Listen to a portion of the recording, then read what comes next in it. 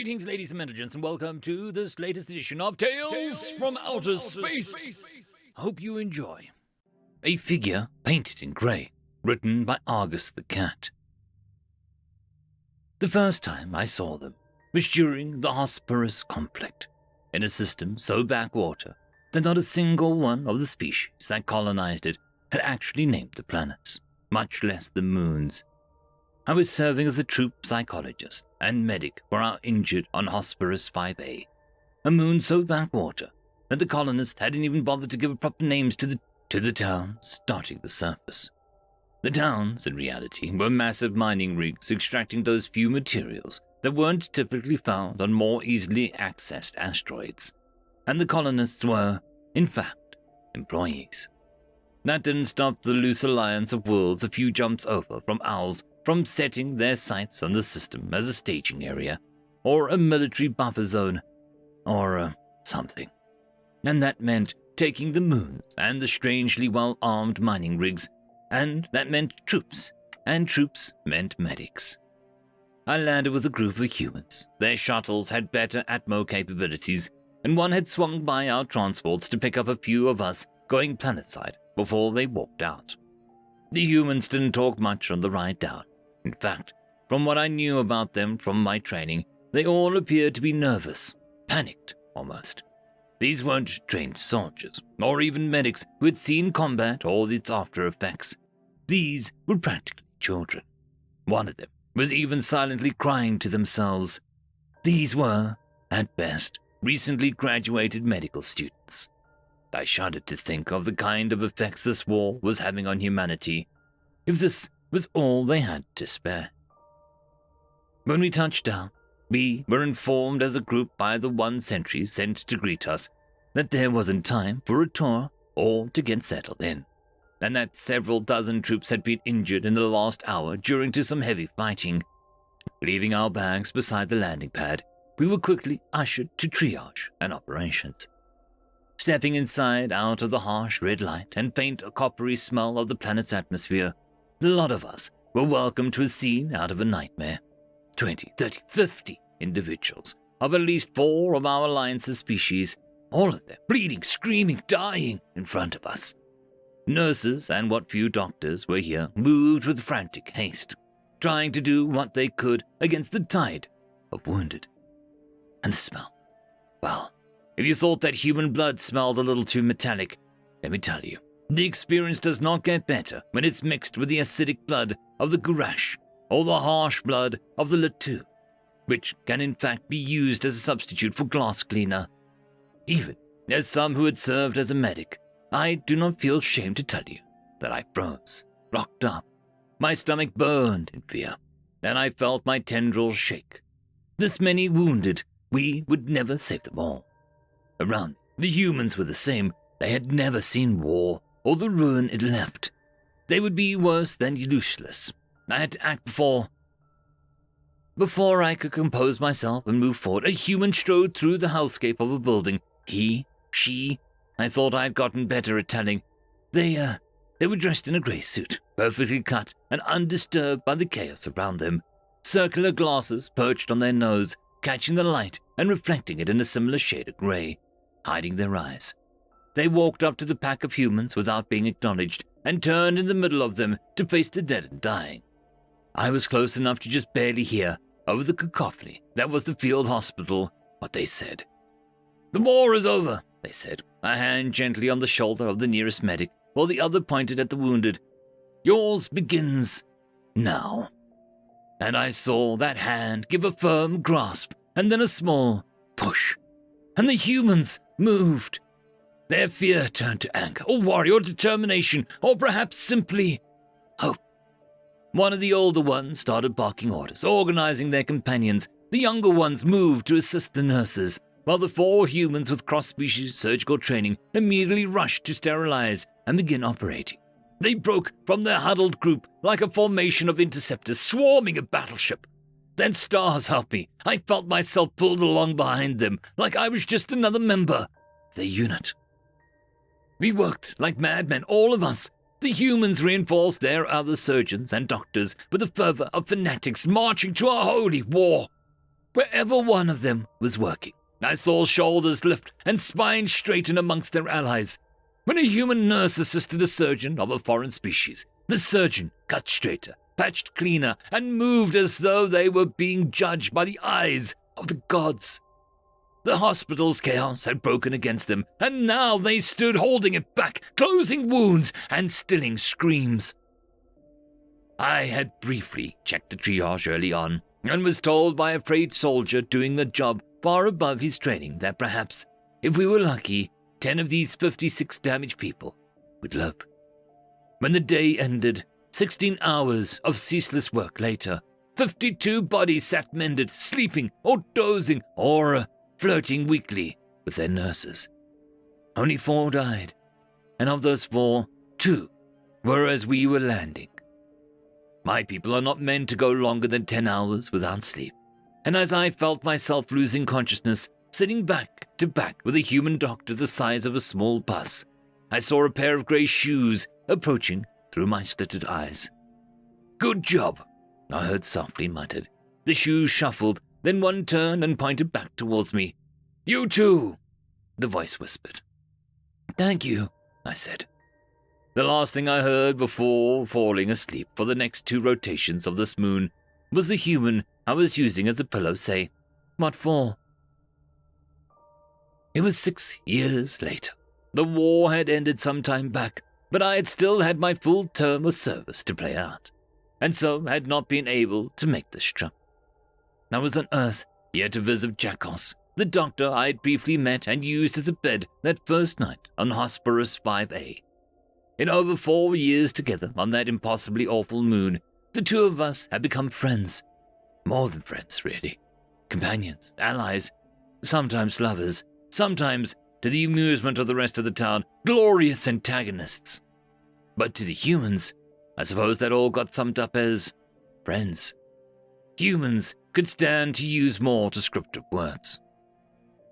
It was spring when my shuttle touched up, and after finally escaping the starport, I caught a cab and made my way to the park where we were planning to meet.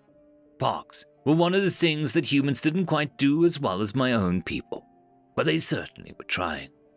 This one had walking trail miles long, and with all the flowers in bloom and lush green grass and thick green leafy trees all around, it felt like I had tripped and fallen into a lost jungle. I met Jakos near the entrance, and the 2 of us walked for a while, talking and catching up. We climbed up a hill with a good view of the main road with his home city around us, and he set up some food from the picnic that he'd brought. The first thing he pulled out was a pair of ration bars that we'd had to eat on the damned moon, and it took putting him in a headlock to stop his laughter at my expression. We spent a couple hours there, just enjoying the spring daylight of their system. Perhaps we reminded the universe of the war, and it simply couldn't let too much time pass without someone being hurt. Because as we sat there, the crash of breaking glass and a scream of twisting metal cut through the air. After a jolt of panic wore off, we both quickly spotted, down on the road below, a car had broken the guardrail and was hanging dangerously over the cliff. Already, a few other cars had stopped, and humans were getting out and moving around. It looked like someone might have been calling for help, but the small crowd wasn't moving to the teetering car. And then, like a repeat of years back, from the side of the crowd, a perfectly ordinary human walked towards the car. They moved with purpose and focus and stopped at 5 paces back. Then they turned and... Have you ever heard a room when everyone goes quiet? They made that happen. I don't know how, but they did. The air itself still, and even from 200 or 300 meters away, I heard them softly say, "Stabilize the back. Get the child out first." And the crowd moved with almost perfect coordination. 6 people stepped forward to hold down the rear of the car, while someone else broke open the window with a rock to unlock the back door and pulled out the girl, who couldn't have been older than my own younger brother. The driver was too dangerous to get, it seemed, but they held that car there like an ancient anchor, rotating people as they got tired. And when emergency services arrived, not more than 2 minutes later, and had them let go after retrieving the driver, I got to see the vehicle almost immediately go over the edge. Who was that person? They remind me of someone from the moon, I asked Jackos. Which person? He asked. The driver, or that one guy on the car who looked like the drill sergeant we had in recovery for a while. No, the one in the grey suit, the one who told them what to do. He looked at me strangely for a second, before saying, I didn't see anyone giving orders there. It looked like they just did what they needed to. You didn't see them? They were almost exactly like the person who spurred all of you humans on when they first landed all those years ago. You remember? They were wearing that grey suit, and I don't think we ever saw their eyes, but they said something that made you all start moving. He pulled his hand away from my arm. Are you all right? Yes. Why? Well, you just described something that never happened. I shall skip the description of the argument we had. It was heated, but at the end of it, I came to a simple conclusion. Either he'd been hit in the head very hard, and humans had the same propensity for microamnesia induced by brain damage that my own species did, or there was something wrong with this grey human. I needed to know more. Perhaps I was too open at first, but I simply asked, a posting on the Galactic Net aimed at other psychologists and researchers like myself. I asked if anyone knew someone like this or had met them before. I didn't give details of my own meetings, but simply said that I'd seen something that made me curious. It took less than an hour to get responses. Several responses. A colony's government turns to a dictatorship, and when the population finally rises up, the humans lead the mob, and the man in a grey suit leads the humans, shouting guidance and anger into the crowd. Looting is minimal, as are casualties, and the government topples. A bar fight on a trading station, two mining crews beating each other up. The fight turns ugly, and a bystander sees someone go for a gun. The bystander also sees a human wearing grey and gleaming glasses catch the miner's wrist and tell them, "Save that for your enemies." No shots are fired, no bar stools survive the incident, but all those who started it, breathing, ended the same way. 24 different sightings at sporting events, cheering with the crowd, or the crowd cheering with them. A mugging happens. 4 humans come out of nowhere, and the mugging stops happening rather quickly. They say that they felt like they needed to be there. The victim sees someone, in a grey suit of course, turns and walks away at the end of the alley. A jewel heist happens. The guards are good at their jobs, and they corner the perpetrator, a dashing rogue who has hit 2 other high-profile targets in the last month. They steal from the rich and give the people excellent stories. The human guard has a clean shot. His partner, a Latu, does not. The partner sees someone in a grey suit next to the human, shaking their head and chuckling. The human does not take the shot. I am sitting in a library. It's on a human world. I have not slept in a very long time. My search consumes me, as I have seen it consume others, conspiracy theorists and xenopsychologists and journalists alike. Many people have gone into this hunt and never come out the other side. But I have something they do not. I have one thing that sets me apart from all of those before me who have thrown their lives away searching for the grey human. I have a meeting, perhaps. The library is quiet. That is how I know it is here. Libraries are never truly quiet. People whisper, children run, and sometimes shout. Patrons step too heavily or drag chairs. But now, in this moment, it is silent, and I know the thing is here with me. "Hello," I say. Someone sits down across from me, moving from just out of my field of vision. I did not see them approach or hear them enter. "It's been a long time," they say. They are wearing a grey suit. They have gleaming round glasses. They have not aged a day in the last 3 decades. "I've been looking for you." It seems silly to say it, obviously, really. But what else can I say? They smile, a real, genuine smile, and the library feels pleasant and energetic. "You've found me," they lie. "I haven't found them. They've just shown up. You know, out of everyone, you've probably gotten the closest." I feel a spike of fear, despite the smile. It knows people have been looking for it. Has it killed them? Is that where they've gone? Am I simply the last on the list? You have some questions, don't you? Yes, but the others. It looked surprised. Oh, you're worried. Some of them were too. I thought you'd be more clever. They're all alive, of course, just distracted from their search now. It's amazing what a 7-figure salary in a prestigious human news agency will do for a reporter's determination. You bribed him? No. They were simply offered more interesting and lucrative jobs. I cut past this part of the conversation to the question that has been on my mind for almost 30 years. What are you? The library is silent again, but this time it is because everyone has left. I notice now that we are totally alone in here. All of them, it answers me. No, I mean to ask, how are you? Quite well, thank you, it smiles, the big beaming smile like a child pleased with its first drawing pinned on the fridge. What was I trying to ask here? It has distracted me, perhaps the same as it distracted all the others, given me half answers, but never lied. Perhaps it simply needs a more direct question. I think back to my research, to everything that I have learned about humanity and how they think and what they do, and I ask, where were you created? It grins, holding up a finger that leans over the table. Ah, now that is a good question. I knew you were clever. It folds a finger down, and the grin gets a little stiff. I was brought online in the basement of a small home in Prescott, Arizona, about 600 years ago, and you fill in the gaps. 600? This creature was old, even by galactic lifespan standards. I started talking, explaining my research, trying to prompt it to tell me more. Well, I know that you weren't first sighted 600 years ago. The first time anyone saw you was, 30 years ago, during the Horus conflict. After that, you started showing up more and more, usually telling humans what to do. They do need prompting sometimes, don't they?